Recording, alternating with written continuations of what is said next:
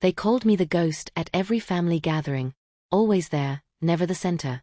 Until the night I became the storm. In the glittering ballroom, crystal chandeliers cast fractured light over uniforms and gowns. My brother-in-law, Captain Daniel Hayes, stood at the podium in crisp dress blues, raising a toast to his latest commendation. To loyalty, he declared, voice smooth as polished steel, and to family who keep us grounded. Laughter rolled toward our table. My sister Claire beamed beside him, radiant.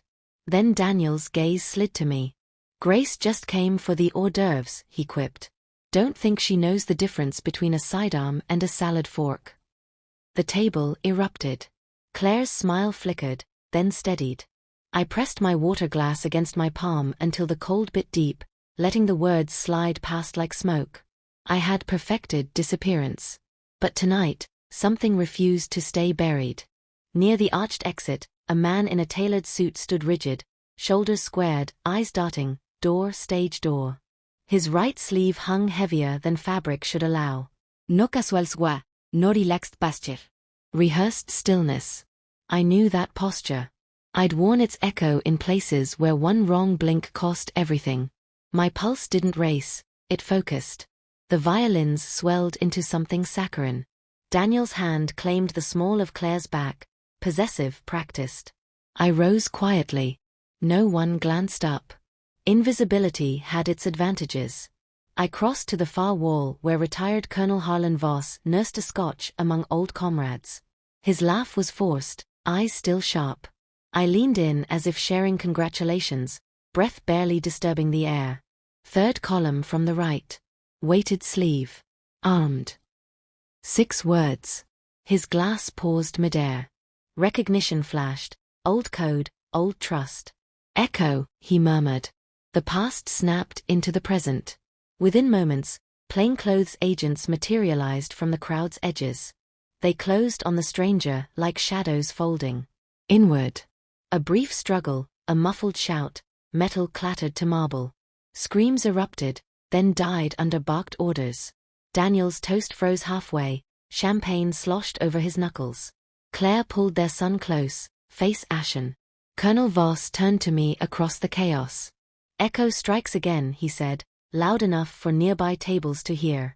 Heads swiveled. The woman they'd dismissed for years suddenly wore a different face. The night fractured. Whispers chased me back to my seat. Daniel didn't tremble. He set his flute down with surgical care, eyes narrowing, not in relief, but assessment. A predator recalculating the board. I had seen that look before. At barbecues when supply scandals trended on news feeds, Daniel would slip away, phone pressed to ear. At holiday dinners when promotion rumors surfaced, his smile tightened just enough to notice. Fragments I'd filed away, harmless then. Tonight they connected into something lethal. Weeks of quiet digging followed. Old access codes, late-night database traces. Shipments of night vision gear rerouted. Ammunition crates logged as lost under his command's watch. Promotion timelines that aligned too neatly with diverted contracts. No direct signature, always proxies, always deniability. But the pattern pointed one way. My stomach turned remembering his stories of valor, the way Claire's eyes lit when he spoke of protecting his men. Those men had waited in sandstorms for plates and optics that never arrived. Confrontation came on a rainy Tuesday evening at their home. Roast lamb cooling on the counter, my nephew coloring in the next room. I placed the printed dossier between us. Daniel glanced once, then met my eyes. No denial. Just exhaustion. You'll destroy everything, he whispered. Claire. The boy. Us. How many others did you destroy first? I asked. Gear meant for the front lines, gone. Lives traded for what? Cash? Rank. He rubbed his face. It started small. A favor. Then leverage. I couldn't climb out. I stared through the window at rain-streaking glass. My nephew's laughter drifted in, innocent, trusting. Silence would make me complicit, I said. I won't carry that. He sagged.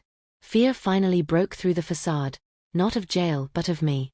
I sent the files anonymously that night. Encrypted. Unsigned. 2 mornings later, MPs escorted Daniel from headquarters. Clearance revoked. Headlines followed. Claire's call was quiet devastation. Why, Grace? Why break us? Because truth doesn't expire, I replied. And lies kill longer.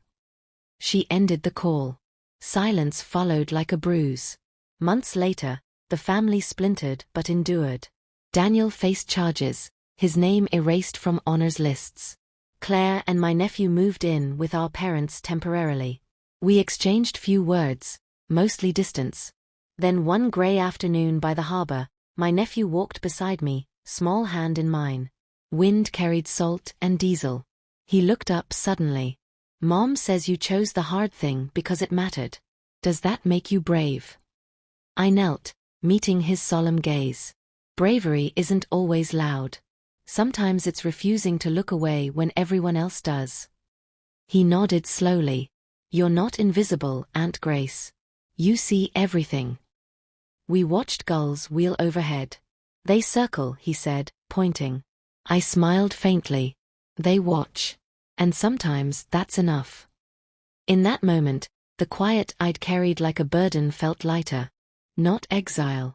Not apology.